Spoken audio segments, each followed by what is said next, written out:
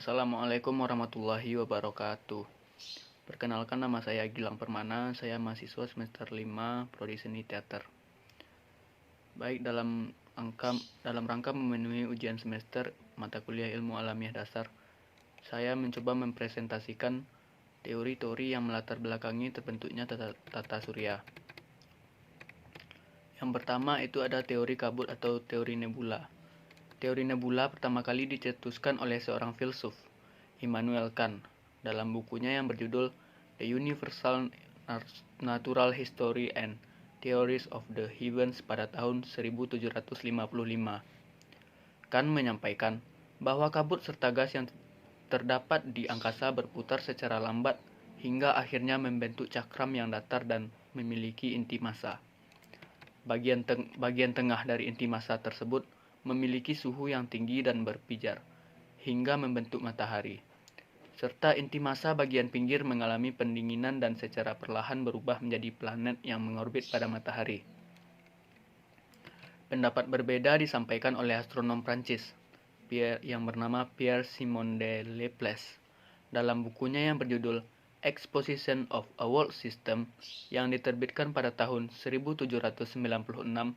Ia menyampaikan bahwa tata surya berasal dari kabut gas yang berputar dengan cepat serta memiliki suhu tinggi. Dengan kecepatan yang tinggi, akhirnya membuat materi bola gas terlempar ke sekelilingnya.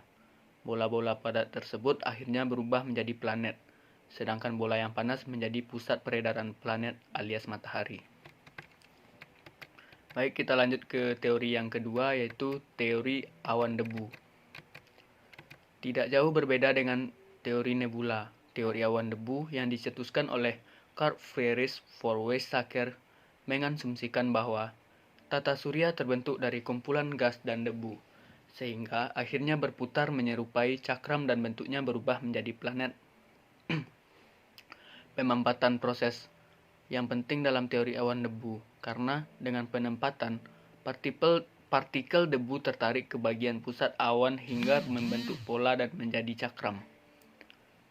Dalam perkembangan teori awan debu, sosok Gerald Peter Kuiper juga menjadi tokoh penting karena ia menyempurnakan gagasan dari Carl Friedrich von Weizsäcker.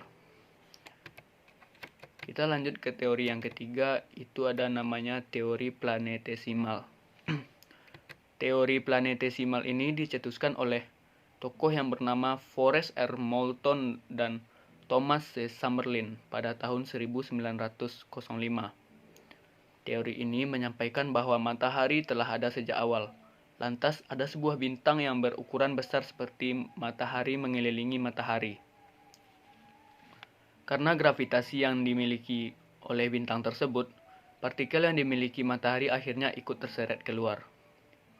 Partikel yang terseret jauh akhirnya mengambang di angkasa yang lama-kelamaan menjadi planet lain. Sementara, partikel yang tidak terseret akan kembali tertarik ke matahari. Kita lanjut ke teori yang keempat, yaitu teori pasang surut. Teori pasang surut dikemukakan oleh James Jenas pada tahun 1917. Ia beranggapan bahwa bumi serta tata surya terbentuk dari adanya bintang lain yang mendekat ke matahari. Hingga akhirnya bintang serta matahari hampir bertabrakan yang menyebabkan tertariknya materi dari bintang lain dan matahari. Materi-materi itu akhirnya terkondensasi menjadi planet. Namun pada tahun 1929, astronom Harold Jeffreys dan Henry Norris Russell membantah teori ini karena menganggap tidak mungkin terjadi tabrakan antara bintang lain dan matahari.